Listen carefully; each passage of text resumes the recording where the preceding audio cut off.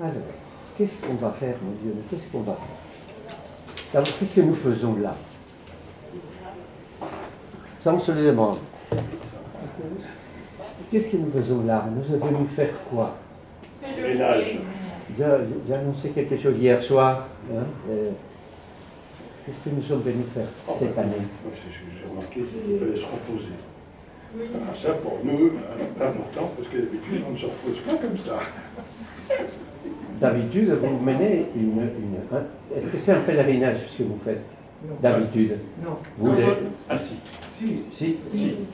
C'est pas parce qu'on travaille ou qu'on transporte les malades qu'on n'est pas en pèlerinage. Si, on est en pèlerinage, Je ne oui. sais pas, je n'ai jamais fait ça. Donc, Ah bon? j'apprends. Je n'ai jamais fait, je n'ai jamais été hospitalier. Ah oui. C'est dommage pour Sans doute. Et alors, tu dis, ça a été, nous faisons un vrai pèlerinage en dépit de notre travail. Ah oui. Ah oui. C'est bien. Donc, c'est pas. Il n'y a rien de particulier cette fois. Si, C'est ça? Oui.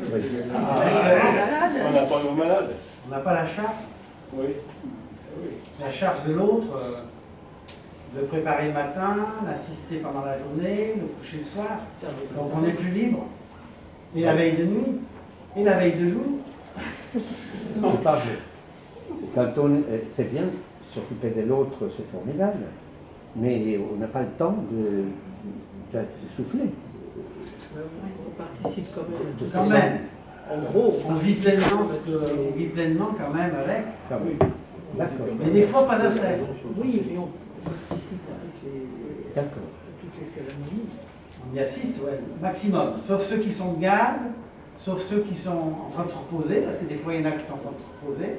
Mais normalement, tous les hospitaliers et hospitalières sont invités, je dis bien invités, à participer aux célébrations, et aux processions, Très bien. aux rencontres. Mais dans la réalité, c'est vrai que des fois, on peine un peu. Oui. Et la personne accompagnée peine aussi des fois. Et peut-être que même le médecin ou l'infirmière va dire, aujourd'hui, monsieur ou madame, vous ne sortez pas. Donc il faudra aussi plus de personnes peut-être pour garder, pour veiller. Ça n'arrive pas souvent parce qu'en général, on fait presque le contraire, on les incite à vivre pleinement le maximum de rencontres et de célébrations. Mais bon. D'accord. Très bien. Donc, c'est temps de ces 3 jours pour vous, pour nous tous d'ailleurs, hospitaliers ou pas, ce sont 3 jours de pause dans la vie quotidienne, assez pleine d'activités. Et nous ne sommes pas dans n'importe quel endroit, c'est dans ces lieux où Marie a comme une présence particulière. Moi, je sens ça. Je ne sais pas vous, mais une présence que je ne trouve nulle part ailleurs, personnellement. Et ça, c'est un véritable plus, je trouve. Alors, ce matin, nous avons vécu l'eau, que vous aviez tous vécu déjà, je suppose. Non? Non, c'est la première fois comme ça. Pas comme ça. Ceux qui l'ont fait plusieurs fois, d'abord, est-ce que vous avez fait toujours ressenti les mêmes choses? Ou il y a eu des choses différentes? Moi, c'est les mêmes que. Si on parle de l'eau, du temps où vous pouvez entrer dans la piscine, etc., par rapport aux signes d'aujourd'hui, de l'année dernière aussi d'ailleurs, on ressent une différence.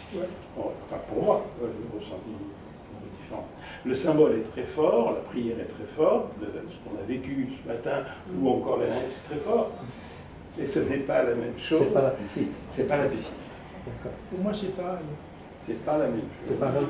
Mais c'est pas grave, c'est comme ça. Mais faut chacun l'accepter. peut avoir son avis.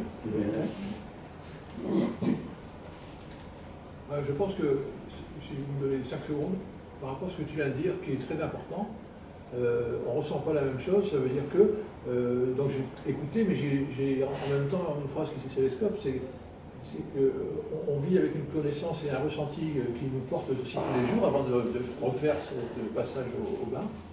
Et en même temps, on ignore encore le bienfait ou le positif qu'il va y avoir derrière la seconde fois. Hein. Tout ça pour résumer, quelque chose qu'on fait et qu'on refait n'est pas forcément pareil. Mais c'est pas grave, parce que si je sais faire des machins, c'est important. Et là, par contre, c'est très important. Donc je rejoins avec mon petite explication, c'est ce que j'ai ressenti tout de suite. D'accord. J'ai trouvé qu'il y avait... Mais c'est mieux que rien. Parce que tu étais bloqué avec le Covid. Ce matin, c'est mieux. Oui. C'est mieux que rien, parce qu'il n'avait pas pu là, à cause du Covid. Oui, oui. D'autres avis par rapport à l'eau, comment on a vécu ce matin? Moi j'ai préféré ce matin parce que la piscine s'est faite très vite. Et j'ai trouvé, moi quand je l'ai fait, j'ai trouvé que c'était un peu bousculé. Voilà. Et j'ai préféré ce matin où c'était plus calme et plus détendu. Très bien. Ça par rapport, si vous voulez, aux conditions physiques de ce matin, puis par rapport à ce qu'on a pu vivre intérieurement. Est-ce que c'est trop rapide pour sentir quelque chose à l'intérieur? Ou est-ce que c'est suffisant? Ou est-ce que ça a été très fort? On n'est pas obligé de parler des choses intimes, mais pourquoi pas, et entre nous. Hein.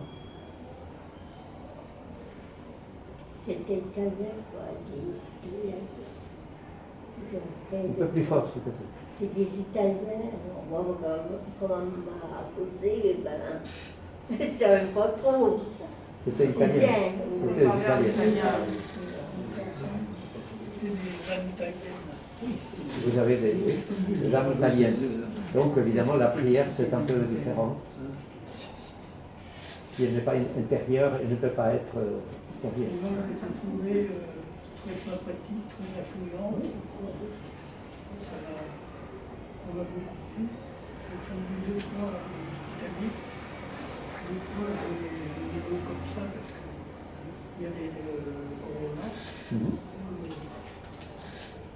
Ça m'a satisfait. D'accord. Vous savez, et quand on est à l'extérieur et qu'on rentre au cimetière, on se trouve, on s'en sent dans un autre monde. On a le cœur plus intime à l'intérieur qu'à l'extérieur. On oublie ce qu'il y a à l'extérieur et on vient ressourcer ce qu'on doit prendre à l'extérieur pour partir après. D'accord, oui. Il a changé. Oui. Oui, il y a un intérieur et un extérieur. Ce sont 2 espaces différents. Et on ne peut pas vivre évidemment la même chose à l'intérieur et à l'extérieur. Ouais.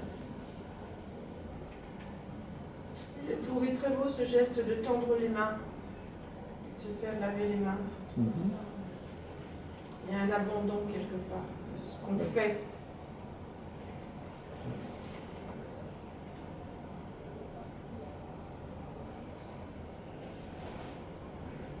On s'abandonne en quelque sorte au bienfait de l'eau. Là, c'était plutôt à quelqu'un d'autre. À quelqu'un d'autre. En l'occurrence, À Marie et Jésus, bien sûr. Pas aux femmes qui étaient refuses comme par les Italiennes. Mais c'est tout à fait charmant. mais alors les gestes signifient envie de recevoir. Mais donner aussi, donner, recevoir. Quand l'eau vous tombe dessus, vous êtes en train de recevoir l'eau. Oui, on la voit après. Hein? D'abord, on est lavé. On est lavé et puis on intériorise l'eau. Ouais. Hein? Et donc, si on reçoit quelque chose, l'eau symboliquement, est-ce qu'on cherche à recevoir autre chose que de l'eau? Je ne sais pas. On ne sait pas encore. Je ne veux pas insister sur ce mot-là, mais dans toutes les lectures que nous pouvons avoir concernant la prière, le pourquoi de la prière tout simplement, et avec qui, on a des millions de réponses qu'on interprète, ce sont des interprétations, mais on n'a pas, il nous manque celle qui est la dernière. C'est une forme d'exigence que j'ai peut-être, mais une exigence positive et pas contradictoire vis-à-vis de Marie ou autre, bien sûr. Simplement, les sentiments de froid d'un seul coup en sortant de la piscine, c'est parce que l'eau était froide. Oui. Ça, j'avais la réponse sous la main. Je ne l'ai pas dit tout à l'heure, mais là, comme on va vers ce profil-là. Bon. Alors, l'eau est évidemment, avec le feu d'hier soir, hein, deux symboles fondamentaux de Lourdes et de ce pèlerinage. Et donc, je me disais, bon, nous avons fait tous les gestes de l'eau, je pense. Chacun a vécu une chose personnelle. Mais on pensait peut-être à nous, peut-être à d'autres qui auraient voulu venir recevoir l'eau. Enfin bon, ça a pu être riche. Ça a été rapide relativement. Hein. Personnellement, je trouve qu'on est passé en 2 minutes. Bon, pourquoi pas, hein. Mais la symbolique de l'eau est quelque chose de fondamental, je crois, avec la bougie. Après tout, Bernadette a eu les deux gestes. Un jour, elle est venue avec une bougie allumée au rendez-vous avec Marie.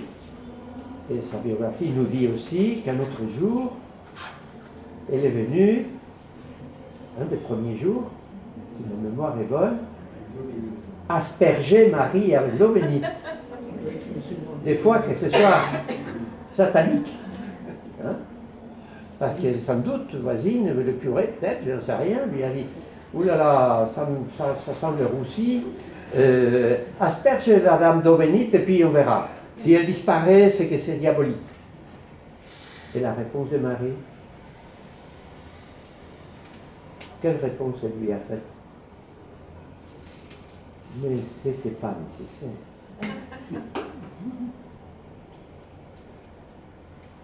Ce n'était pas nécessaire. C'est une asperge avec de l'eau. Mais l'eau et le feu sont restés deux. Et puis je m'étais dit, pourquoi pas qu'on fasse ensemble une réflexion sur l'eau et une réflexion, pourquoi pas, sur le feu, sur la flamme. Parce que ce sont deux objets qui ont fait l'histoire de l'humanité et l'histoire du salut. Dans la Bible, dans les Écritures, nous avons les deux, l'eau et le feu, qui font sens et qui ont donné aux habitants de la terre une idée de qui est le créateur de tout ça. Alors, je me disais, pourquoi pas prendre un passage biblique qui nous illustre sur la signification et la valeur de l'eau. Et l'eau qui guérit.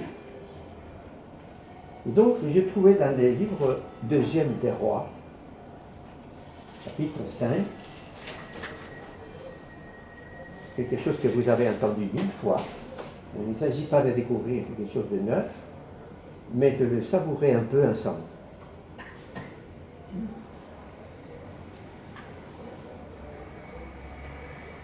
Il s'agit de l'histoire d'un certain Naaman. Naaman, général de l'armée du roi d'Aram. Aram, vous savez, les Araméens. Donc on n'est pas très loin de la terre promise.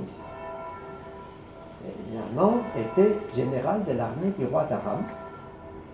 Il était un homme de grande valeur est hautement estimé par son maître, car c'est pour lui que le Seigneur avait donné la victoire au royaume d'Aram, par le général Naaman. Or, ces vaillants guerriers étaient lépreux. Lépreux. Je ne sais pas si c'est bien clair, parce que si on comprend bien ce début,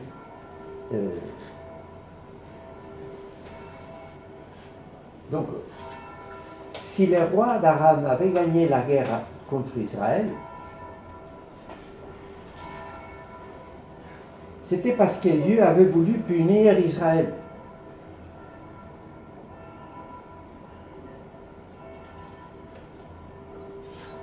En faisant gagner la bataille à l'ennemi d'Israël. Donc, ces rois d'Aram avaient vaincu Israël, mais grâce à ce général Naaman. Donc, en fait, ce général Naaman était un ennemi d'Israël, comme son roi, son chef. Bon. Alors, l'histoire continue comme ça. Tiens, peut-être qu'une autre voix serait bien. Tiens, toi qui n'es pas loin, qui dis bien. Ce qui est encadré, c'est ce que tu as à lire. Et puis tu interromps quand il n'y a plus d'encadré. Tu vois bien? Alors l'histoire continue comme ça. Naaman, général de l'armée du roi Aram, était un homme de grande valeur. Donc c'est déjà fait. C'est déjà fait. Excusez-moi, je ne sais pas.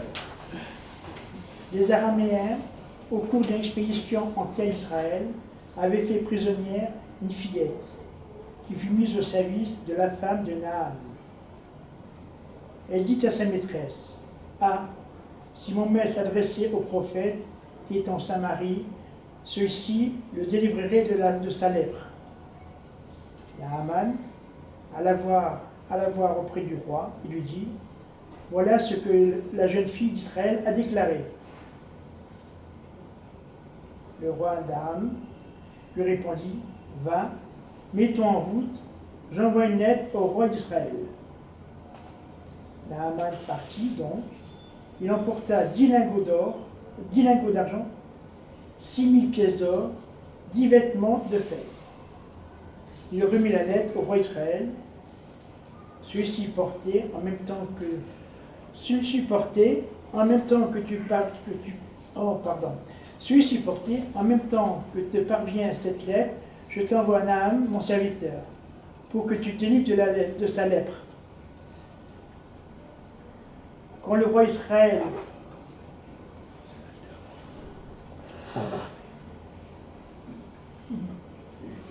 Ah ben tu continues sans interrompre. Comment? Non, c'est pas grave. Alors, étonnamment,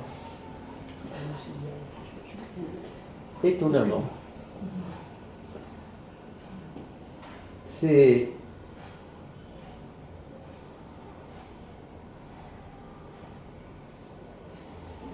tout ce monde. Il y a le roi. D'abord, il y a la fillette, qui était une esclave israélite au service des ennemis vainqueurs. Cette esclave, fille d'Israël, dit à sa patronne, qui était la femme du lépreux, « Si mon maître, le lépreux, allait en Israël, chez le prophète qui est à Samarie, il serait guéri. » Alors, ni une ni deux, la femme le dit à son mari lépreux, le mari lépreux, Naaman, le dit au roi, le roi écrit une lettre pour le roi d'Israël, son vassal, en lui disant, je t'envoie Naaman, qui est lépreux. avec plein d'argent. Avec tous ses vêtements, tout ce machin. Et le roi dit, va, mets-toi en route, je t'envoie avec le roi d'Israël. Il partit. Le ton de la lettre est péremptoire. Parce que c'est un roi vainqueur qui envoie une lettre au roi vaincu. Et qui dit, tu vas me guérir, mon général, hein, celui qui t'a vaincu. Réaction du roi d'Israël. Quand le roi d'Israël lut le message, il déchira ses vêtements et s'écria, « Est-ce que je suis Dieu, maître de la vie et de la mort? Ce roi m'envoie un homme pour que je le délivre de sa lèpre. » Vous le voyez bien, c'est une provocation. Alors, le prophète à ce moment-là de Samarie s'appelait Élisée, disciple du grand prophète Élie. Élisée envoie dire à son roi, mais attends, je suis là, envoie-moi ces lépreux. Ils vont voir qu'il y a un prophète en Israël. Pourquoi tu as déchiré tes vêtements? Naaman arriva avec ses chevaux et son char, s'arrêta à la porte de la maison d'Élisée. Élisée envoya un messager lui dire, il ne sort pas lui-même, hein, il envoie un valet. Va te baigner cette fois dans les Jourdains, et ta chair reviendra nette, tu seras purifié.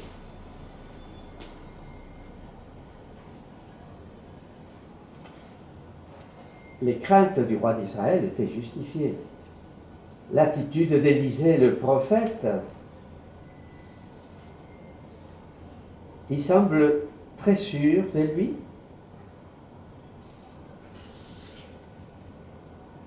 Élisée, quand il envoie le lépreux se laver cette fois au Jourdain, il semble très sûr de ce qu'il dit, non? Ça donne l'impression, c'est ça. Hein? Ça vous viendrait à l'idée d'envoyer un lépreux se laver ici à la Gabe? Va te laver cette fois? On n'a pas le Saint-Esprit. Mais non. Élisée, c'est pas qu'il était très sûr de lui, il était très sûr du Dieu d'Israël. Hein? Il avait une confiance totale en Dieu. Et pourquoi il avait 7 fois dans les Jourdains? 7 fois. 7, c'est les chiffres qui symbolisent, comme on disait tout à l'heure, la totalité. La tâche parfaitement menée à son terme. Donc, lave-toi bien. Lave-toi 7 fois. Question. Les eaux du Jourdain charriaient-elles des eaux miraculeuses?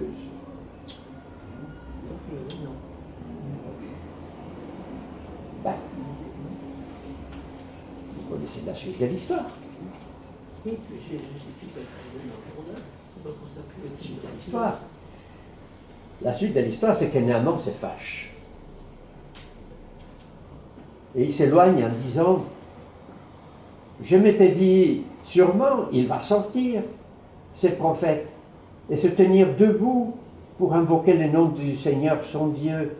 Il va agiter sa main au-dessus de l'endroit malade, et il va guérir ma lèpre. Est-ce que le fleuve de Damas, l'Abana et le Parpar, ne valent pas mieux que toutes les eaux d'Israël? Si je m'y baignais, est-ce que je ne serais pas purifié? Il tourna bride et partit en colère. Vous voyez là, en filigrane, hein, le rôle purificateur des eaux. Nous sommes à Lourdes. Ne perdez pas ça de perspective. Mais les serviteurs de Naaman qui étaient avec lui dirent, « Père, si le prophète t'avait ordonné quelque chose de difficile, tu l'aurais fait, n'est-ce pas? Combien plus lorsqu'il te dit, baigne-toi et tu seras purifié. » Donc, Naaman, il descendit jusqu'au Jourdain. Il s'y plongea 7 fois pour obéir à la parole de l'homme de Dieu. Alors, sa chair redevint semblable à celle d'un petit enfant. Il était purifié.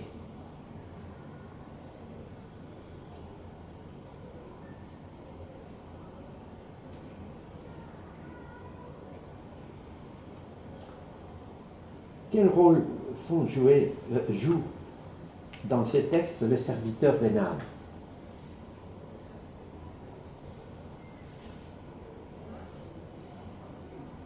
Quel rôle joue-t-il? À celui du sage.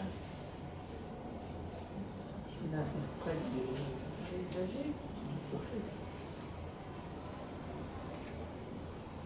On dirait qu'ils sont crus au prophète plus que Naaman. Pourtant, ils étaient venus de la même Syrie. Déjà, il calme sa colère. Bon, c'est parce qu'en colère, on ne réfléchit pas bien. Bon, mais ils lui font entendre raison. Ils lui font entendre raison ou des raisons. Les raisons. Parce que c'est pas raisonnable de dire qu'on va guérir de la lèpre en se lavant avec de l'eau. Pas raisonnable. Limite, c'est idiot. Naaman avait raison.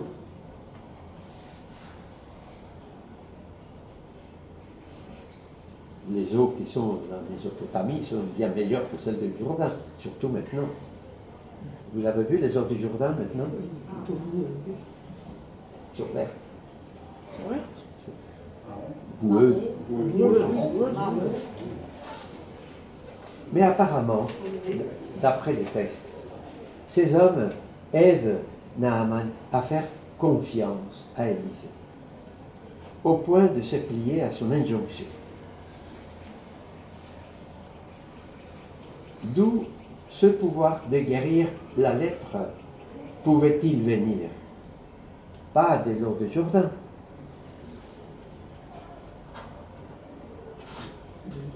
Du Dieu d'Israël. Parce qu'il ne faut pas perdre ça. Ils étaient très casaniers à l'époque. Les dieux au pluriel, chaque peuple avait son dieu. Les dieux de Naaman, du roi d'Aram, étaient censés être plus forts que les dieux d'Israël, puisqu'il avait vaincu dans la guerre. Maintenant, les dieux d'Israël se montrent plus forts que les dieux d'Aram. En guérissant Naaman qui peut être guéri qu'en Israël, et avec des eaux du Jourdain. Donc les eaux du Jourdain sont meilleures que les eaux de ces deux je veux le dire, l'Alvana et le Parpar, les rues de Damas, les fleuves de Damas. Alors, qu'est-ce qui s'est passé? Naaman retourna chez l'homme de Dieu, Élisée, avec toute son escorte. Il entra, se présenta devant lui et déclara: désormais, je le sais, il n'y a pas d'autre Dieu sur toute la terre que celui d'Israël. Profession de foi. Je t'en prie, ajoute-t-il, accepte un présent de ton serviteur. Des dix vêtements, des fêtes, les lingots d'or, les pièces d'or, etc. Qu'est-ce qu'il va faire Élisée? Élisée répondit: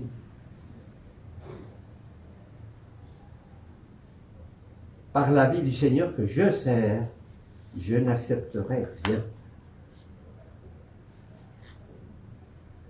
Naaman le pressa d'accepter, mais il refusa. Pourquoi refusa-t-il? Alors qu'on sait que les prophètes, à l'époque, vivaient de leur métier de prophète. Il y a des passages bibliques qui disent à un prophète, va en Judée. Ici en Samarie, on a plein de prophètes. Va gagner ta vie en Judée, oui. Fais prophète chez toi. Ils gagnaient la vie avec leur prophétie, avec leur don de prophétie. Alors pourquoi Élisée n'accepte rien? Il faut se mettre à sa place. C'est le roi déjà. Ça adresse au roi. On a quelque chose dessus. Élisée? Oui. Il s'adresse à quelqu'un qui veut lui donner plein d'argent, qui dit non, je ne peux pas, je n'ai pas dit de... C'est celui qui l'a guéri, lui. Oui, je sais, mais il a guéri, oui. Qui a guéri par les jours. Donc, quand même, c'était normal d'accepter le remerciement.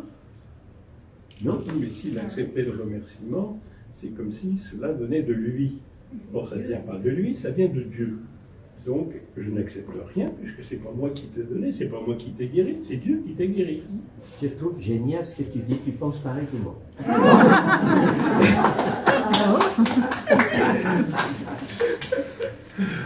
Évidemment. Évidemment.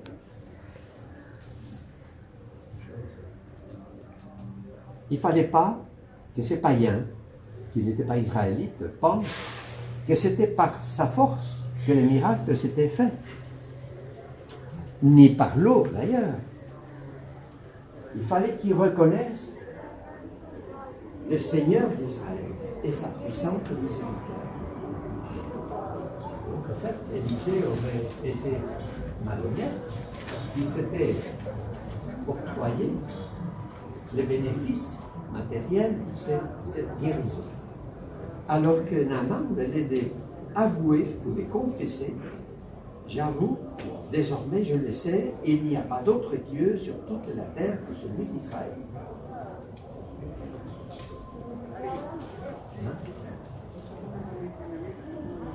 Voilà une attitude, à mon avis, bibliquement correcte par rapport à l'eau qui guérit. Nous sommes à l'eau. Suivez mon regard. Que penser des eaux de l'eau?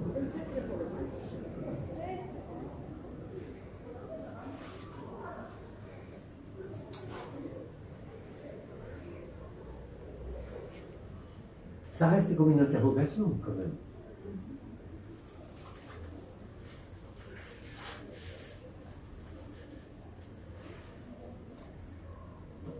Jamais un 102.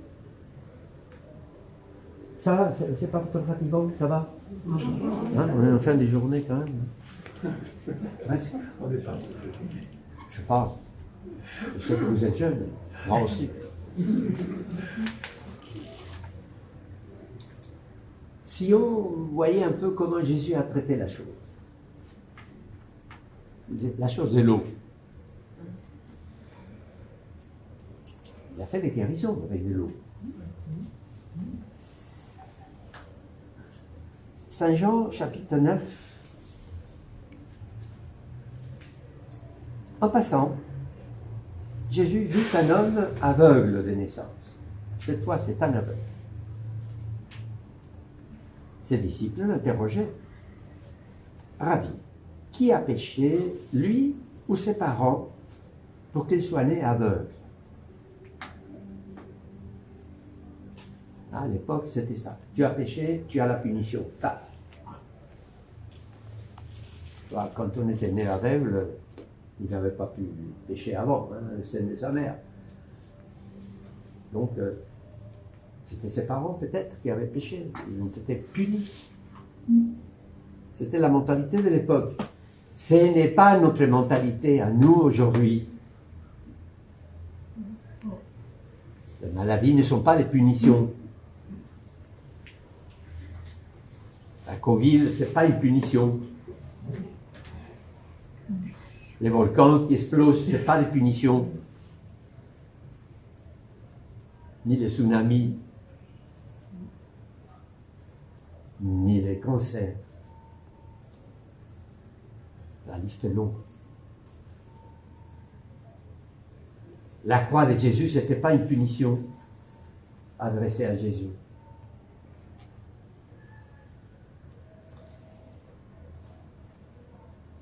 Rabbi, qui a péché? Jésus répondit, ni lui, ni ses parents n'ont péché. Mais c'était pour que les œuvres de Dieu se manifestent en lui. Les œuvres de Dieu. L'œuvre de Dieu essentielle, c'est que l'homme soit sauvé. Mais comme Marie dit à Bernadette, je te promets d'être heureuse sur terre. C'est pas ça le royaume des cieux. On ne confond pas le royaume des cieux avec le royaume de terre. Parfois, nous sommes terre à terre. Hein. Non, non, c'est pour la gloire de Dieu.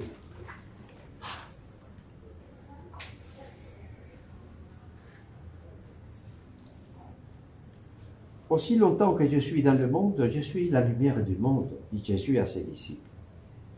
Cela dit, il cracha à terre avec la salive, il fit de la boue. Puis il appliqua la boue sur les yeux de l'aveugle. Et il lui dit, va te laver à la piscine de Siloé. Ça veut dire envoyer. L'aveugle y alla donc, il se lava, et quand Dieu revint, il voyait. Encore des eaux miraculeuses, la piscine de Siloé. D'ailleurs, c'est une piscine que on n'a pas retrouvée pour l'instant. On voudrait bien. Alors, la question est de plus en plus aiguë. Est-ce que les eaux sont miraculeuses ou pas? Venons aux eaux de Lourdes, parce que c'est notre sujet. A-t-elle de virtualité curative? Davantage que les eaux du Jourdain ou que de la piscine de Siloé? Oui ou non?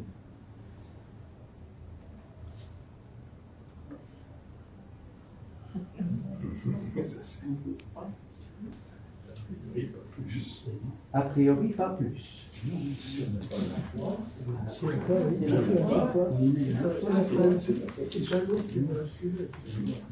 Qui veut par là? Je disais, on peut croire que oui, mais c'est la foi qui nous voit. C'est la foi. C'est quoi la foi? Qu'est-ce qu'on ne voit pas? Je ne peux pas démontrer. C'est ce que tu as dit tout à l'heure. Ah, je vois que tout le monde ne l'en veut pas. C'est vrai. La foi, c'est faire confiance en quelque chose, c'est l'eau, hein, qui n'est pas curatif, ça se saurait. C'est faire confiance à celui qui est le créateur de l'eau.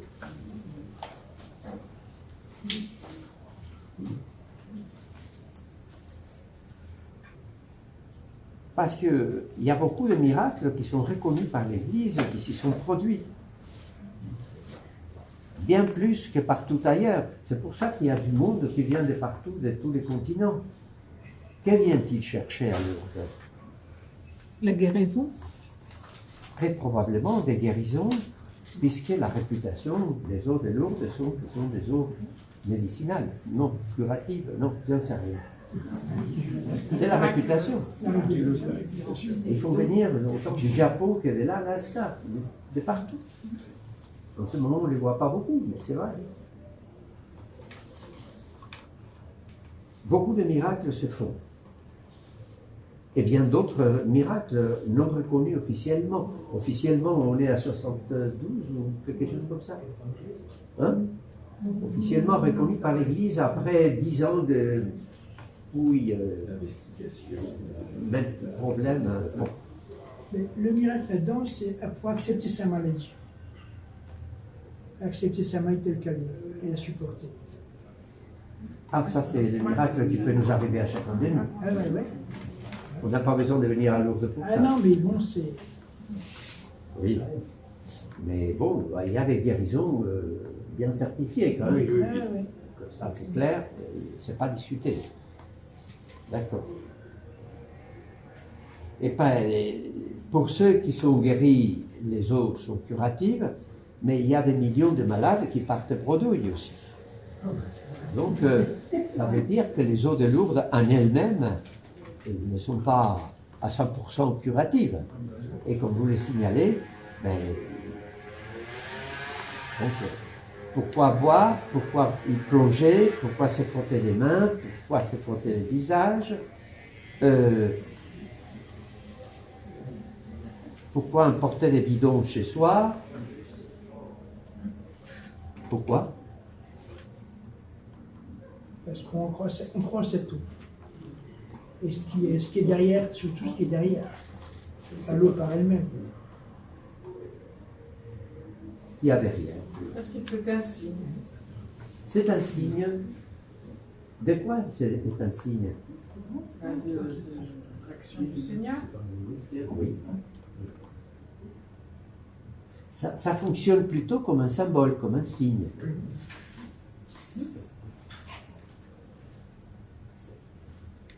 Le symbole, c'est comparable à cet écriteau avec une flèche, hein, Paris, Nantes, machin. Hein. Ça indique qu'en continuant, on va arriver quelque part. Mais quand c'est marqué Paris, c'est pas ça, Paris. C'est un symbole. C'est un signe. Un signe que par là, tu vas bien. Avec l'eau, c'est pareil. C'est un signe que, en faisant confiance au Seigneur, à Marie, tu peux peut-être avoir quelque chose en retour. Voilà l'importance de cette eau. Et tu as bien dit peut-être. Si, c'est ça, tu as bien dit peut-être. Ah oui, peut-être. C'est ça que nous sommes vraiment à la disposition de la gloire de Dieu, quand la gloire de Dieu veut se manifester. Nous sommes des êtres que nous voulons tout de suite un résultat positif. Hein? Pour moi, ceux qui vont à Paris souvent, ces distributeurs de boissons dans les métros, eh ben, il y a quelqu'un qui met la pièce et puis la boisson ne tombe pas. Et puis tu vois le gars qui tape sur la machine. Ma boisson, je payais, il tape, il s'énerve. Hein? C'est un peu comme ça qu'on fait avec Dieu. J'étais à Lourdes, j'ai bu de l'eau, je me suis... et puis, je ne suis pas guéri. On ne tient pas compte que Dieu est souverain, que Dieu est saint, que Dieu est patient et qu'il nous demande d'être comme lui. Patient. C'est lui qui est saint, qui est autre. On oublie parfois cette dimension quand même de respect qu'on lui doit.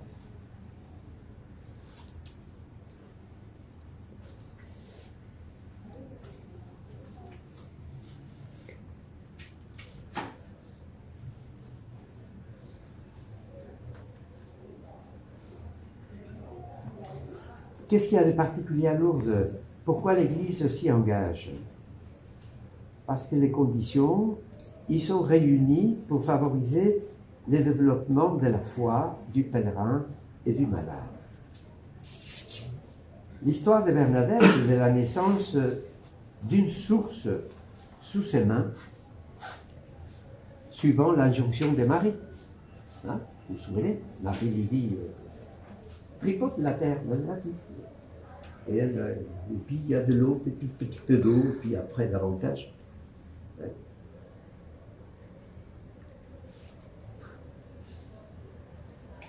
Alors, il y a aussi à Lourdes de particulier un effet de masse. L'effet de voir tous ces gens qui croient, qui se déplacent, ça nous fait nous assurer de notre foi. C'est aussi Marie qui, en attirant les multitudes, les aide à croire. C'est un effet positif de la présence de Marie.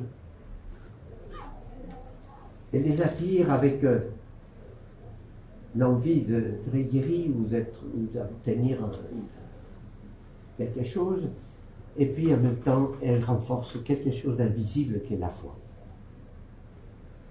Et puis l'exemple des tant de malades qui font confiance à Marie, qui viennent année après année avec un espoir sans pareil d'être guéris. Vous, les hospitaliers, vous les voyez année après année, hein, venir toujours avec la même envie d'être guéris. Et c'est quelque chose de particulier ici, à Lourdes. Marie ne fait pas elle-même des miracles. Marie prie. Nous prions Marie pour qu'elle fasse des miracles.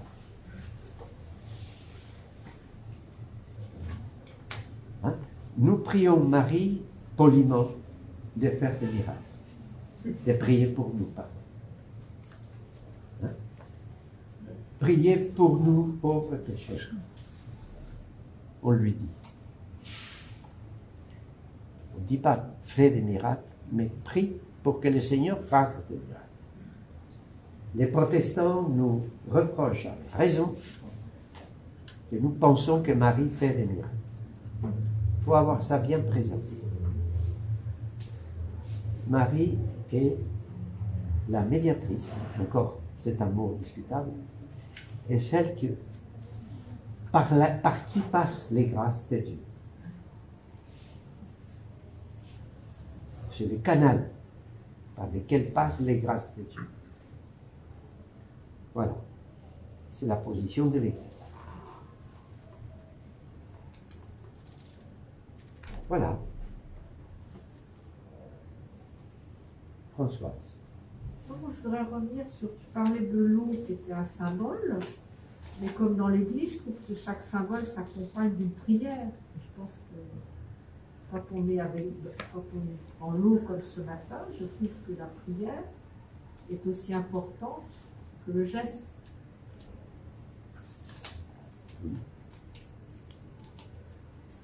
C'est comme dans le baptême, je veux dire, on met de l'eau, il y a une parole, on remet une lumière, il y a une parole qui l'accompagne, on remet le vêtement blanc, il y a une parole. Chaque symbole chrétien, enfin liturgique, s'accompagne d'une parole. L'Eucharistie s'accompagne d'une parole, d'une prière. Oui, effectivement, la parole, qu'est-ce qu'elle fait? Elle donne forme au désir. Je désire être guéri. Mais le dire en parole le formalise, le rend même désirable pour nous. Plus désirable que si on ne disait rien. D'une part.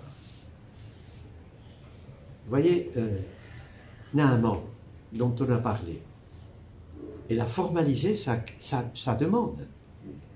Il a voulu être guéri, il a fait un déplacement, pèlerinage, chez les prophètes, et il a voulu être guéri. Donc il a formulé la demande. La demande a été écrite d'ailleurs par le roi de Naaman. Elle a été formulée pour le roi d'Israël qui l'a transmis à Élisée. Ok. Donc, effectivement, la prière fait mettre en parole notre désir.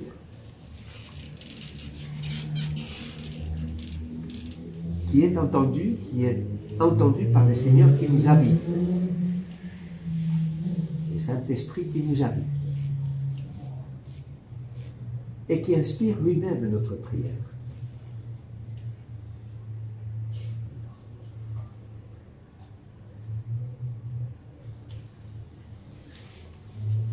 Je voulais aussi revenir sur un point. Tout à l'heure, tu nous disais que les malades revenaient chaque année en espérant être guéris.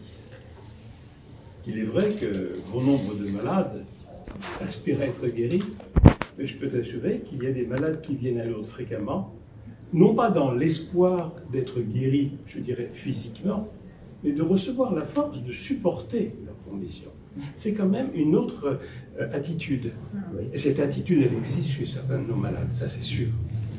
Et ça, cette attitude-là, nous donne une force à nous, hospitaliers et hospitalières, que nous n'aurions probablement pas si ces malades-là venaient uniquement pour être guéris. Tout à fait.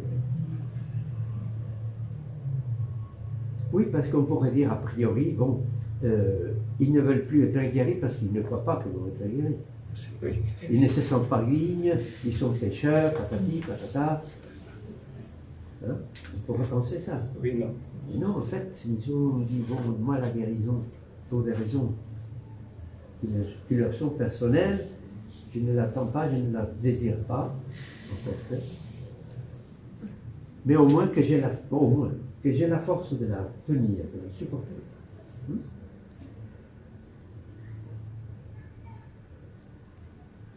Et ça vous soutient, tu dis? Ah oui. Oui, c'est pour nous un exemple.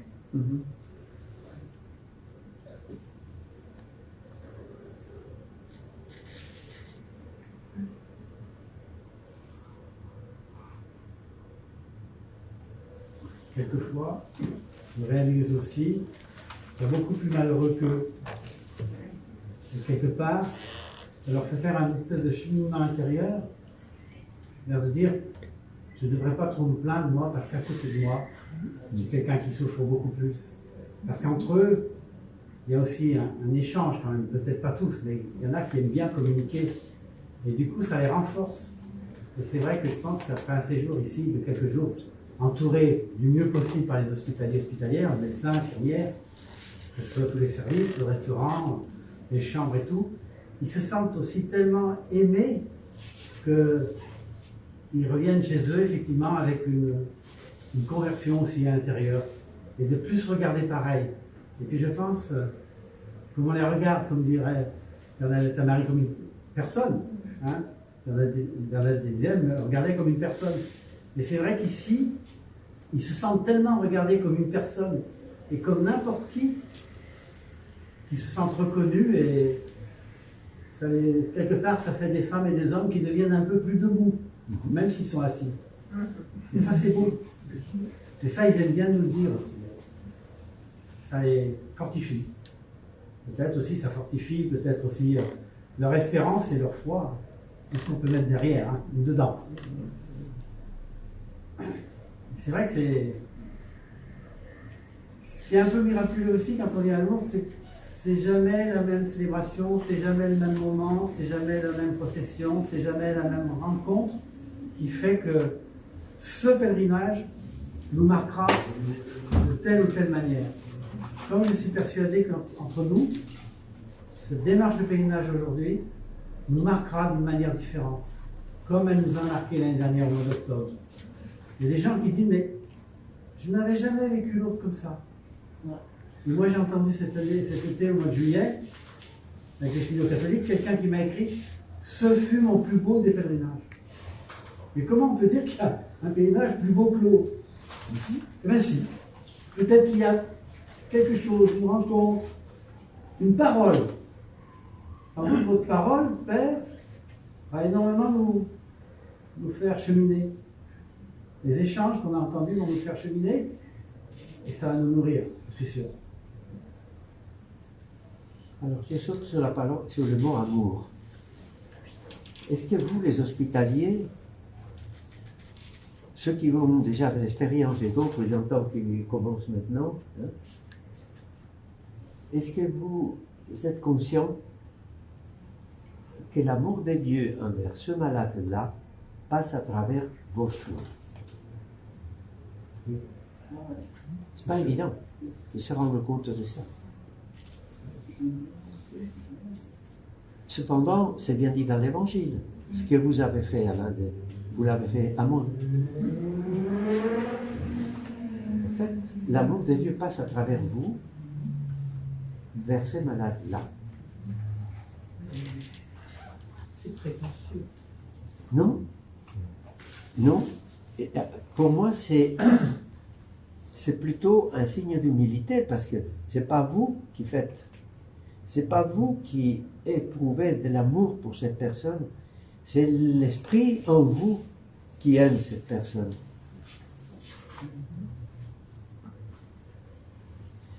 Même si ce n'est que pour lui donner la compote. L'habiller. C'est un soin qu'il ne reçoit ces jours-là que par vous. venant du Seigneur. Vous n'êtes que l'instrument. Donc c'est plutôt humble parce que c'est pas, ça vient pas de vous, c'est de vos entrailles. Quoique, vos entrailles sont touchées aussi par le mouvement des entrailles de Dieu. C'est en cela que vous communiez avec le Seigneur qui fait du bien à cette personne concrète aujourd'hui. Merci.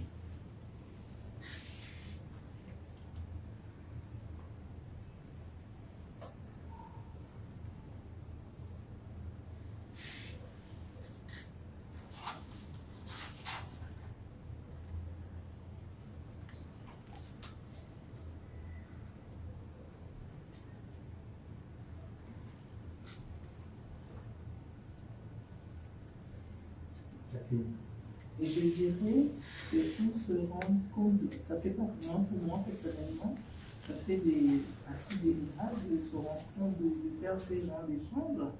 Parce que moi, je suis hospitalière, déjà je travaille en tant qu'aide-soignant.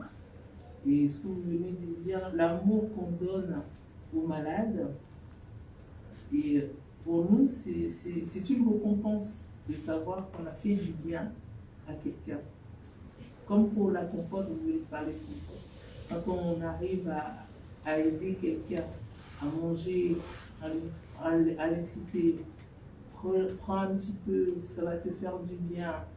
Ça, ce retour-là, les gens, quand ils arrivent à se nourrir et à prendre des forces, c'est la récompense qu'on a et c'est de l'amour enfin l'échange, voilà. L'échange d'amour. Et c'est pour ça, en fait, pour venir à l'hospitalité à l'eau et dans mon travail, cet amour-là, je viens chercher plus. Et ici, on en donne plus parce que le travail qu'on fait dans la vie quotidienne, dans nos services, on n'a pas ce temps pour faire plus. Et ici, avec les malades, on a ce temps. Et on a besoin de donner plus à nos malades qu'on accompagne. Tout à fait. Reçois, chérie, cette compote que le Seigneur qui t'aime te donne par ma main. Moi, j'avais dit comme ça. Ah, mais ça va surprendre plus d'un.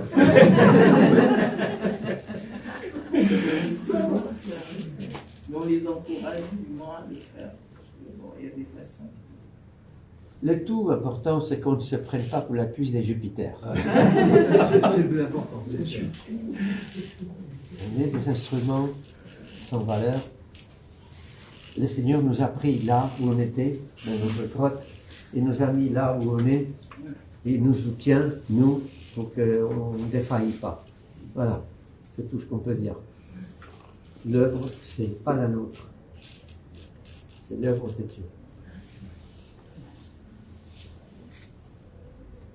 Mais elle est faite. Et heureusement, vous êtes là.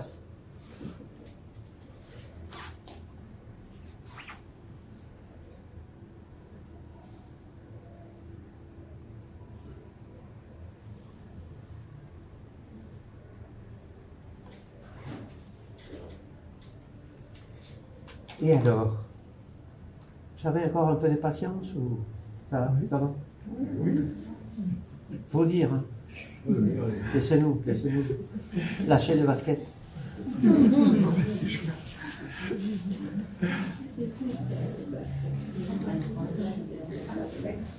Par rapport à l'eau,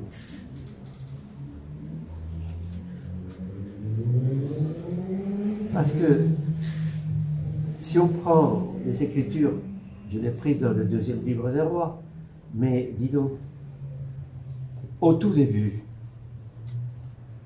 livre de la Genèse, les dieux créateurs de l'eau.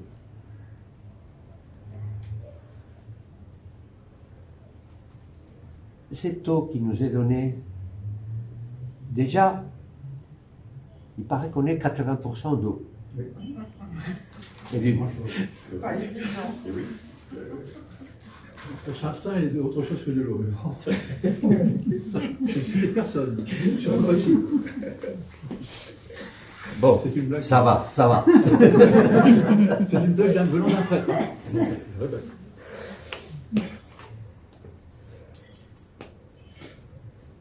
Un champ, un pays avec 7 ans de sécheresse, plus rien ne pousse. C'est la famine. L'eau est indispensable pour la vie. Regardez notre planète voisine, on a tellement envie d'aller à Mars alors qu'il n'y a pas une goutte d'eau, paraît-il. C'est pas possible, la vie ne peut pas. Dieu a créé cette planète avec toutes ces quantités d'eau, qui est un pur cadeau. Un pur cadeau de vie, qui nous nourrit, qui nous lave, hein, c'est important, qui calme notre soif, sans quoi on meurt, en plein désert, on meurt s'il n'y a pas d'eau. C'est la vie. Et il nous la donne avec ces choses si simples qu'est l'eau. Plus elle est pure, moins elle a des mélanges, mieux elle est, meilleure elle est.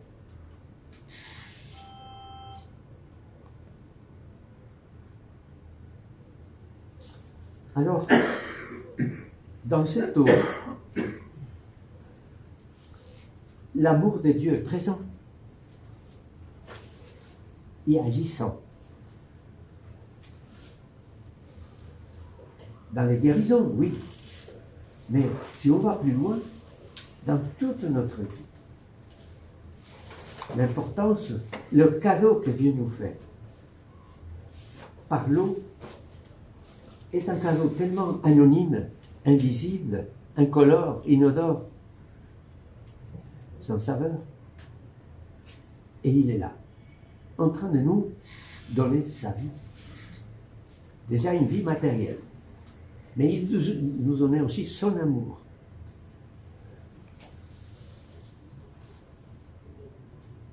Agissant. Nous pouvons boire en disant « Ah, j'avais soif ». Nous pouvons boire en disant « Merci Seigneur de me maintenir en vie grâce à cette eau ». C'est une manière de recevoir l'amour de Dieu. Comme vos malades reçoivent, il la compote, n'importe quoi, reçoivent de vous et du Seigneur. Là, vous êtes visibles. Vous êtes des seigneurs visibles. Nous, quand on boit simplement de l'eau, nous recevons le Seigneur invisible.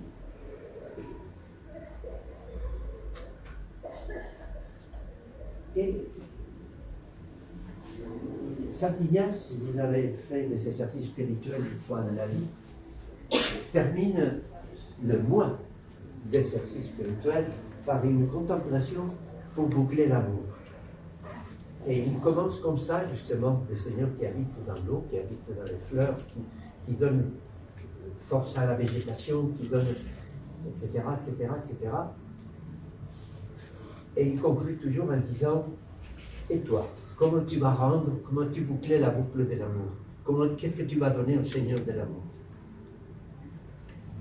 Donc en fait, quand tu as un verre d'eau, tu peux dire, ok, merci Seigneur, mais qu'est-ce que je vais faire pour toi maintenant?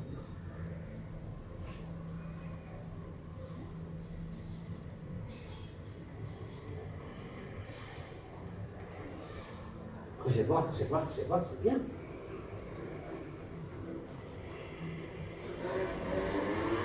Faut boucler la boucle.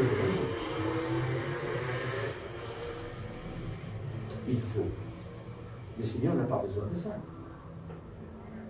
L'amour, ce n'est pas obligatoire. Et sans amour, l'amour n'est pas obligatoire. Si ce n'est pas obligation, ce n'est pas de l'amour. Si c'est pour faire bien, parce que tu m'as donné tellement que je vais faire ridicule si je ne te donne pas quelque chose, ça c'est nul. Pas l'amour.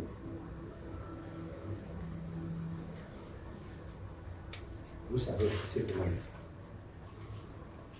Gratuit.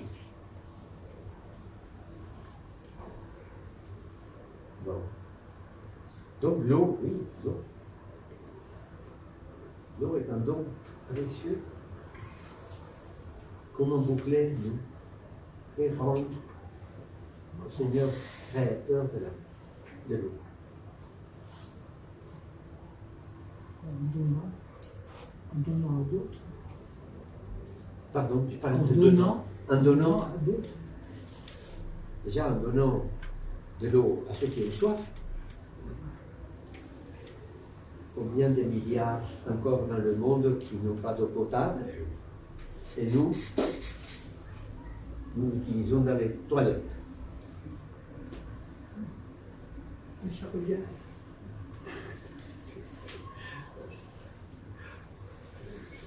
Non. Tiens, il y en a une qui a soif. Ce n'est pas très l'eau, ça. En parlant d'eau.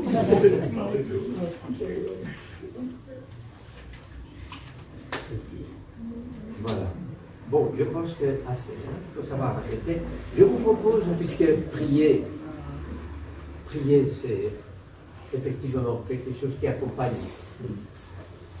Je vous propose de prier avec la prière officielle de l'Église de ce matin, dans le Laude. Il y avait l'intercession qui clôt toujours les Laudes. Et comme c'était samedi, c'était une prière mariale. Donc, nous allons prier.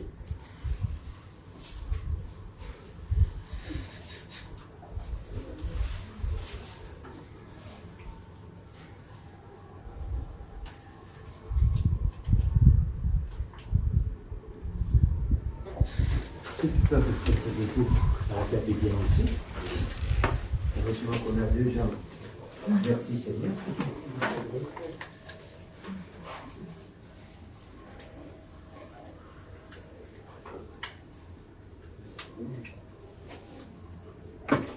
Nous répondrons, nous te bénissons Seigneur.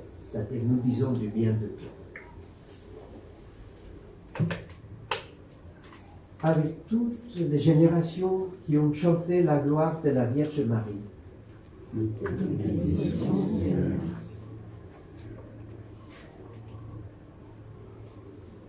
Pour l'humilité de la Vierge et sa docilité à ta parole, nous te bénissons, Seigneur.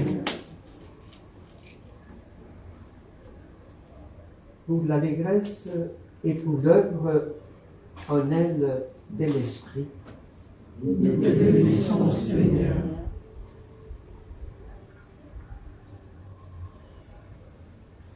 Pour l'enfant qu'elle a porté, qu'elle a couché dans la mangeoire, nous te bénissons, Seigneur.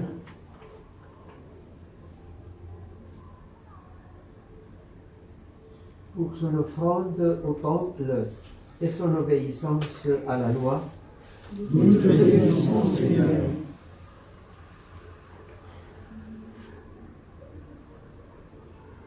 Pour sa présence à Cana, pour sa tranquille prière à son Fils, nous te bénissons, Seigneur.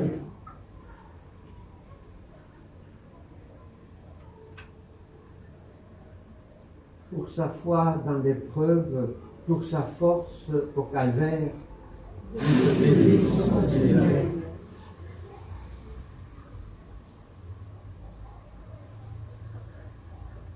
Pour sa joie au matin de Pâques et parce qu'elle est notre mère, nous te bénissons, Seigneur.